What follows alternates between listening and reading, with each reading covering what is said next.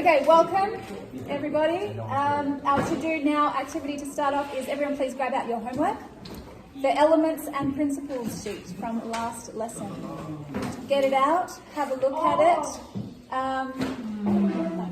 And also, I would like to just quickly remind you where we're at in the program so far in terms of your study design.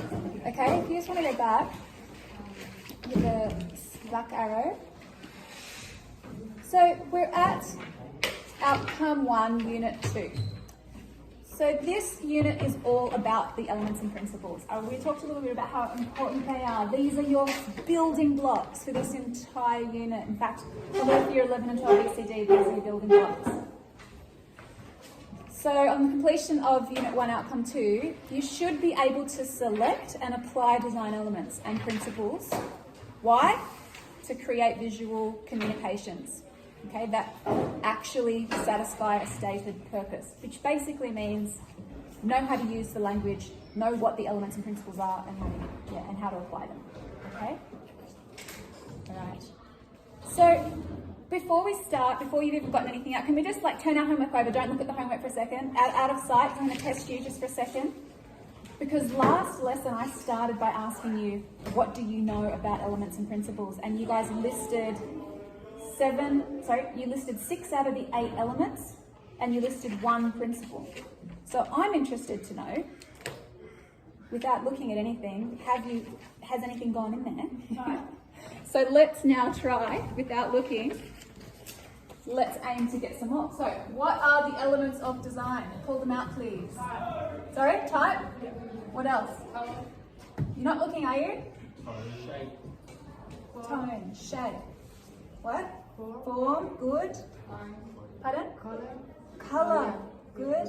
You've already got colour. Oh, you've already got colour, thanks. I'm glad you're paying attention. What else? Anything else? Thank you, line. Point. So we've got 1, 2, 3, 4, 5, 6. How many are there? 7. How many are there in total? There's supposed to be how many? Point. Sorry, just pause everybody. How many elements are there supposed to be altogether? 8. So we've got 2 to go. What are they? Texture, thank you. Year 11? Year 11, bonus points for the person who come up with the last element. There's one we haven't got. Point. Very good. Bonus points for the point. Okay, let's go across the principle. Let's go. What are the principles? Balance. Very good. What else? Pardon? Cropping. What did you just say? Skill. You're not looking. Don't look. Nobody looking. Nobody looking. But you can have a look. I can see you looking. It's open. Close it. Close. Yeah, it's open. Yeah. Okay. Balance. What else? Cropping. Cropping. I've got. Keep going. So yes. So what do we call that? It starts with F. Field. What do we call the background and foreground? There's a name for it. It starts with F. Yes, figure ground. What else have we got in the principles? We've only got 3 so far. Pattern. Pardon? Pattern. Pattern. Very good, Michael. What else? There's another one that starts with P. Somebody said something to do with colour before. When you put the 2 elements of colour together, you can get a really amazing principle, which is very what? Contrast. Nice. Okay. What else have we got? Any more? Okay, so now we know where our gaps in knowledge are. We haven't got those last few principles in our mind. So here that. Oh, yeah, Carson. Pardon? Yeah, do you have one? Hierarchy. Thank you. Very good.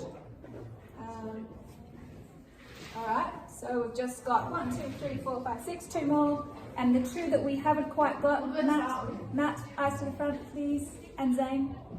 Pardon? They start with, one of them starts with P, and the other one starts with Oh. Which is the, oh, S, P and S. Scale. What was that? Scale. Scale and proportion. Very good. You should be proud of yourselves. You've actually got there. Well done. And can somebody please recap for me very briefly? What's the difference between elements and principles? Principles use the elements to Yes, very close. Principles use the elements. Does anyone have any other wording? Elements are the tools, okay, that are used to communicate the principles. All right? So when you are writing essays and you are doing annotations, you're thinking about how these elements are used to create these principles, and you're looking for both of them. Okay? Fantastic. All right. So today we're going to start a task. The task is about Charlie Harper in his work. Because, why do we choose him as an artist? Because Charlie Harper has got an excellent use of elements and principles, as you are going to see. So who is Charlie Harper? He's American. He was born in West Virginia in 1922.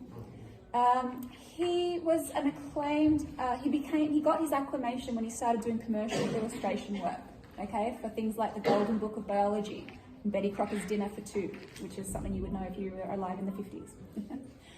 And the response to his work was so positive that he started silk screening a lot of his works, okay, and then he developed a business in all these silk screens, and people were just buying them like crazy because they're so fun and vibrant and wonderful. He did a lot of bio posters as well for non-profit conservation groups, natural centres and zoos. You're about to see his amazing animal prints. Okay, so here is an example, 2 examples of his work. So we're going to go through a few of these slides, and I want you to be paying attention to the elements and principles, but also which ones appeal to you the most, because that's going to be part 2 of today. We're going to be looking at, I'm going to be asking you to pull 4 examples.